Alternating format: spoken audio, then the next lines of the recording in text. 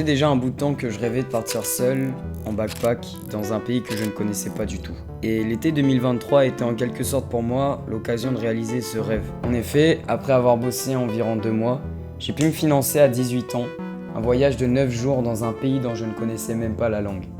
Le Costa Rica, ce pays connu pour sa nature fabuleuse, ses paysages de fou et son fameux Pura Vida. Mais l'une des petites subtilités, c'était qu'à part avoir réservé les 2 premiers jours dans une auberge de jeunesse à San José, la capitale, je n'avais absolument rien prévu. Et pourtant, je peux vous assurer que j'en ai vécu des choses. Bienvenue dans ce nouveau récit, bienvenue dans ce nouvel épisode d'Histoire d'aventure.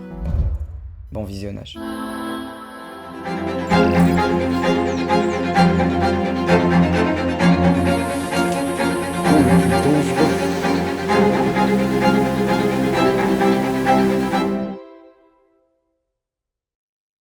Faut savoir que j'ai pris les billets environ 1 semaine avant de partir et que ce voyage c'était vraiment quelque chose de nouveau pour moi. Je pensais pouvoir essayer de me préparer un minimum. Je peux vous donner un exemple.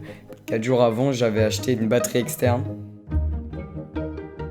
J'ai acheté un sac à dos, un truc de 100 litres, hyper efficace, hyper performant, que j'ai acheté à un gars sur Facebook. J'ai essayé d'optimiser un maximum ma quantité de vêtements, de voyager avec le minimum de vêtements, le minimum d'affaires. Et j'ai bien sûr veillé à prendre mon matos vidéo pour du coup vous partager cette aventure.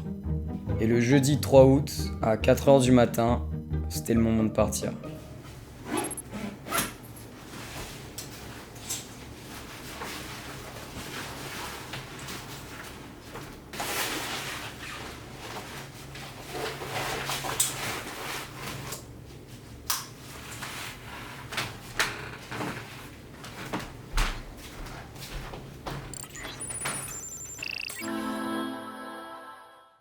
Le voyage s'est plutôt bien passé, mais c'est une fois arrivé là-bas où ça commence un peu à être la foire.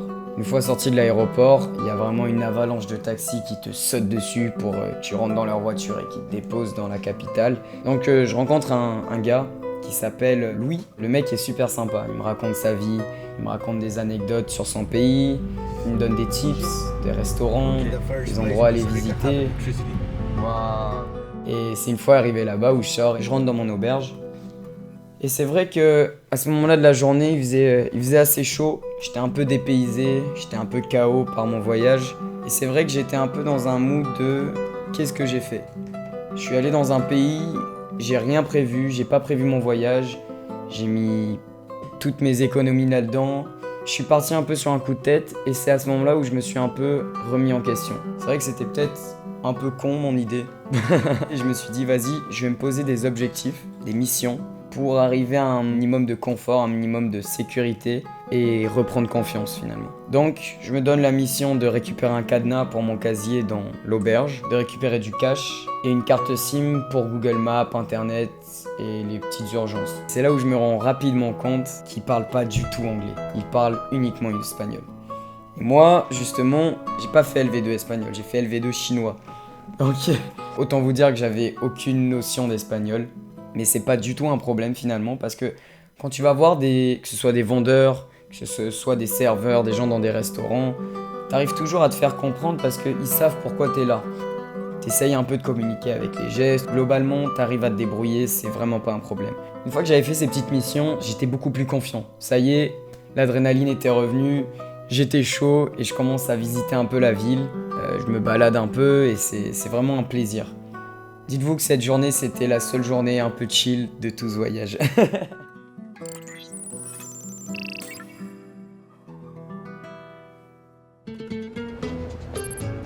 Le lendemain matin, je suis hyper chaud, je me lève à l'aube, 6h, et je pars direct. J'ai vraiment pas fait les choses à moitié parce que je pense que j'ai dû marcher un truc comme 20 km, ce qui est genre énorme. Que se quede el infinito sin estrellas o que pierda el ancho mar su inmensidad, pero el negro de tus ojos que no muera y el canela de tu piel se quede igual. Si perdiera el arco iris su belleza y las flores su perfume, su color, no sería tan inmensa mi tristeza como aquella de quedarme sin tu amor. Après avoir bien visité San José, je suis rentré pour me reposer parce que je savais que le lendemain matin, je voulais bouger. Parce que San José, c'était sympa, mais c'était pas la réelle raison de mon voyage. Et c'est là où je me mets à rencontrer pas mal de gens. En fait, ce qu'il faut savoir, c'est que dans les auberges, les gens que tu rencontres, c'est pas des touristes en fait, c'est des voyageurs. C'est des gens qui sont venus dans ce pays, pas pour faire les attractions touristiques, mais plutôt pour voir les choses plus authentiques. Et c'est pour ça que c'est hyper intéressant de discuter avec eux, parce que quand ils te parlent vraiment des choses dont tu as envie vraiment de voir. Ils me racontaient aussi des petits tips, ils me disaient qu'en gros pour manger, c'était intéressant d'aller dans des sodas, ça s'appelle. Les sodas en gros c'est des petits restos où ils font de la nourriture locale et tu t'en as pour pas cher, environ $6 par plat. Mais il faut pas oublier aussi que par rapport au reste de l'Amérique du Sud, le Costa Rica ça reste relativement cher. Beaucoup l'appellent le Monaco de l'Amérique du Sud parce que c'est vrai que ça reste pas cher comparé à d'autres pays beaucoup plus développés, mais ça reste cher comparé au reste de l'Amérique du Sud. Et ça c'est à prendre en compte quand vous voyagez là-bas. Du coup je passe la nuit dans cette auberge, il y avait le train juste à côté, c'était un peu dérangeant mais bon. $10 la nuit donc... Les voyageurs que j'avais rencontrés m'avaient parlé de Quepos, une ville située sur la côte pacifique du Costa Rica. Et on m'avait dit beaucoup de bien de cet endroit, donc j'avais voulu voir ce que c'était. Je prends mon sac à dos, j'empaque mes affaires et je m'embarque dans le bus.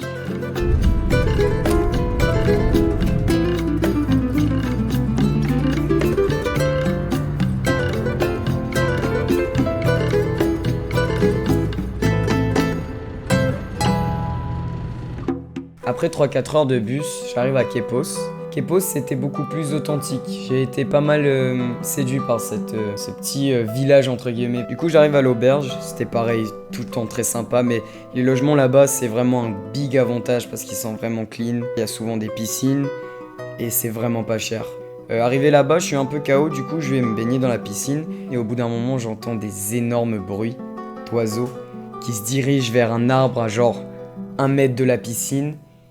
Et donc tout de suite je sors, je vais voir et en fait c'était des immenses haras, ces espèces de gros perroquets iconiques avec des couleurs de fou, genre c'est surréaliste, qui se posent dans l'arbre et qui commencent à manger les fruits. Mais j'étais impressionné par ces animaux parce que j'en avais jamais vu de ma vie et c'est tellement impressionnant parce que les trucs ils doivent faire 1 mètre d'envergure, donc j'ai vraiment été content de voir ça parce que c'était vraiment magnifique, c'était vraiment magique.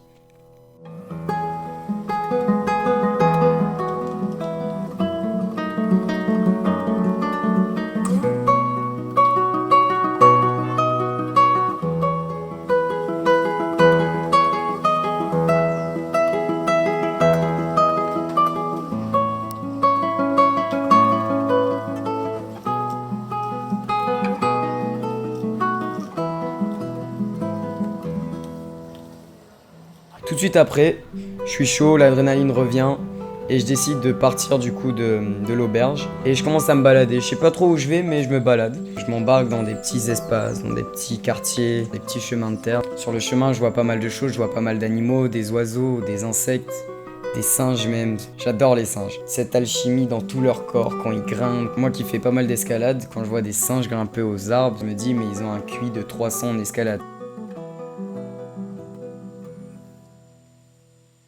Au bout d'un moment, j'arrive à une corde, je descends la corde et j'arrive sur une petite parcelle de plage avec absolument personne. J'étais genre tout seul. Et à ce moment-là, j'ai vraiment eu un sentiment de liberté. Parce que c'était vraiment exactement le genre de choses que je voulais voir. Des paysages de fou, des endroits authentiques, avec personne et vraiment ressentir cette adrénaline et ce sentiment de liberté. À ce moment-là, j'ai vraiment compris pourquoi j'avais fait ce voyage.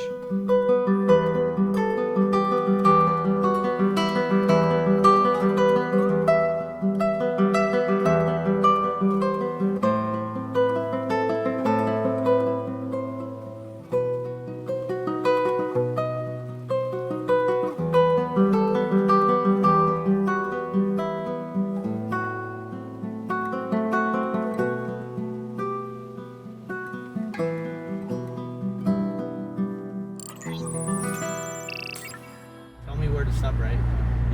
Le lendemain matin, j'ai décidé de bouger Et donc je suis allé dans une auberge de jeunesse qui se situe entre Quepos et Manuel Antonio. 2 petites villes qui sont assez proches, 30 minutes l'une de l'autre.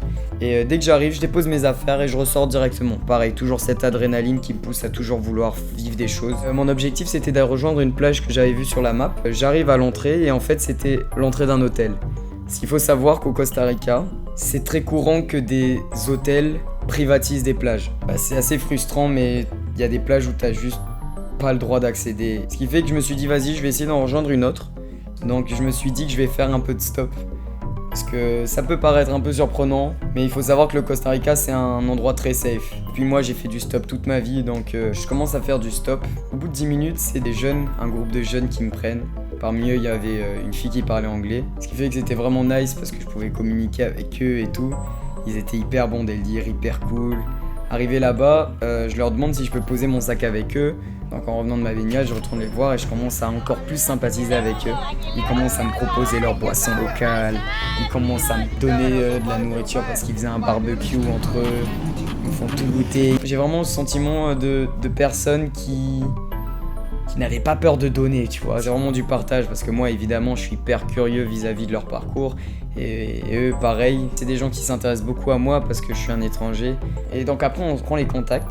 Et ils m'expliquent qu'en gros, si je veux, si j'arrive à me débrouiller pour être à San José dans environ 2 jours, on pourra se revoir pour faire des choses ensemble.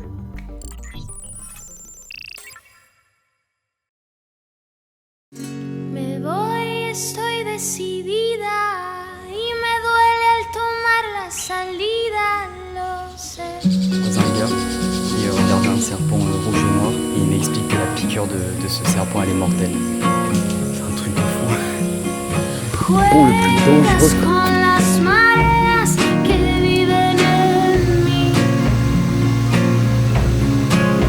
Aquellas que te demuestran este sentir.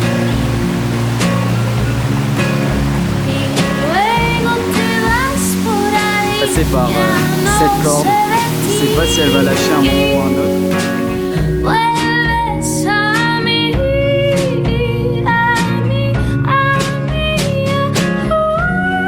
C'est une fois arrivé en bas face à cette cascade de 4-5 mètres, j'étais tout seul au milieu de la nature, j'entendais les animaux autour de moi et j'avais comme eu le sentiment d'avoir découvert un trésor. Et c'est une sensation qui est vraiment unique à ce genre de voyage et c'est exactement pour ça que je suis parti au Costa Rica.